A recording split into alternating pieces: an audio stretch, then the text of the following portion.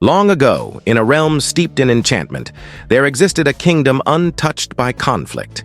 Its inhabitants flourished in harmony, unaware of the cosmic mystery hidden beneath their land.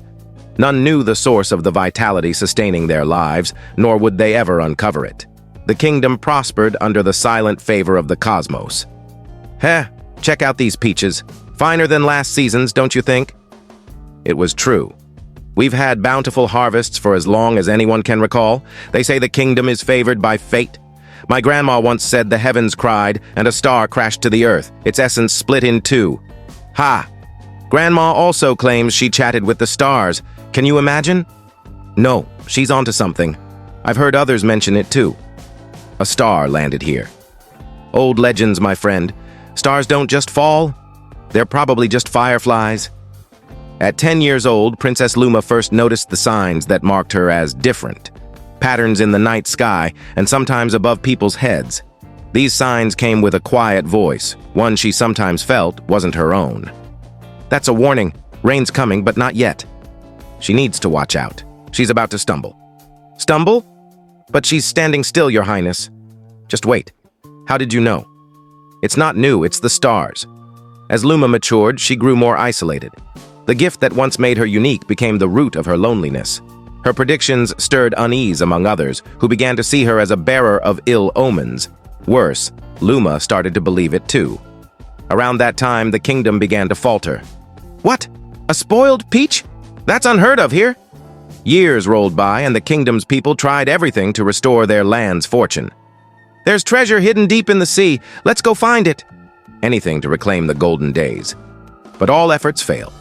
Meanwhile, Luma, now an adult, stayed cloistered in the library with her loyal aide by her side. Though Marcus was her sole true friend, she still shunned her gift, convinced she was the cause of the kingdom's woes. Don't you ever tire of being alone here? Luma longed to unburden her heart, to tell Marcus how she felt estranged and wished to shed her strange ability to glimpse the future. But Marcus was the only one who saw her as ordinary. When they first met, Luma saw a kind pattern above his head, signaling he was trustworthy. Yet she couldn't risk losing her only ally by discussing something she barely understood herself. I'm not alone. I just don't belong. Nonsense, you do. Hey, there's a festival in the square. Why don't we escape these gloomy walls for a bit? I'm not permitted outside. What if no one spots the princess? Something felt off. She sensed it. The pattern above his head was clear, perilous. The future had spoken. He's up to something bad. Luma forgot her plan to stay discreet and keep her visions private. She confronted the strangers. Why are you here? What's your game?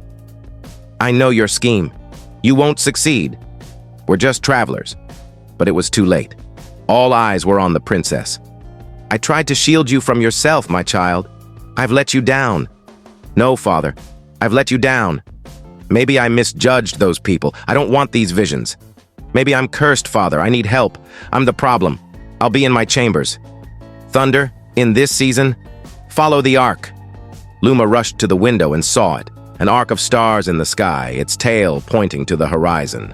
Luma was done rejecting her gift. She grabbed her cloak and lantern and set out at once. Luma didn't know what she was seeing. Light beneath the ground? Before she could process it, stars erupted from the earth as if awaiting her and soared into the sky above. Then it happened. Luma was lifted off the ground, and at last the star had reclaimed its missing fragment. Luma was no longer just Luma.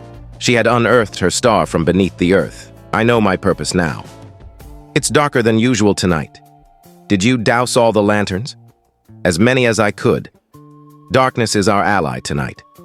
Hold on, what's that? A radiant glow flooded the palace's halls. You, stand back. I won't say it again. Surrender now or face the consequences. We're not scared of some royal princess. You, surrender. Think again. You might not handle what happens if I do. What? Are you lost, princess? Very well. You've made your choice. You can't hide your wickedness from me. I see your greed, your spite. You harbor darkness in your souls, but light will always triumph. I won't let you harm my people. Luma spread her arms, letting the light pour freely from within. She was the star's radiance, the kingdom's visionary, its guardian. The light spared everyone except the bandits before her. Its force lifted them, casting them out of the palace. Luma. What? Forgive me, Father, but I must speak. I see the signs in the skies and in people. It's not a curse. I knew it. What? She's right, Your Majesty. I've suspected it for years, and now the truth stands before us. Princess Luma is the star that fell to this land ages ago, the very star that has blessed our kingdom with peace and plenty. She is its visionary, its protector. She's the star. That's why she could see the future. But why has our kingdom suffered? Because of me. I stifled your powers. I'm so sorry, Princess. No, Father, it was me. I let others' judgment and my own fear mold me into someone I'm not. I doubted my worth, my purpose, and turned away from the gift I was given. The stars were never wrathful. They were waiting for me to embrace who I am. I was always different, and instead of accepting it, I fled, letting my doubt and fear weaken me and this kingdom. But I see clearly now. My power is not a curse. I'll never flee from who I am again. The kingdom finally saw their princess for who she was. A beacon to guide them, a star to shield them.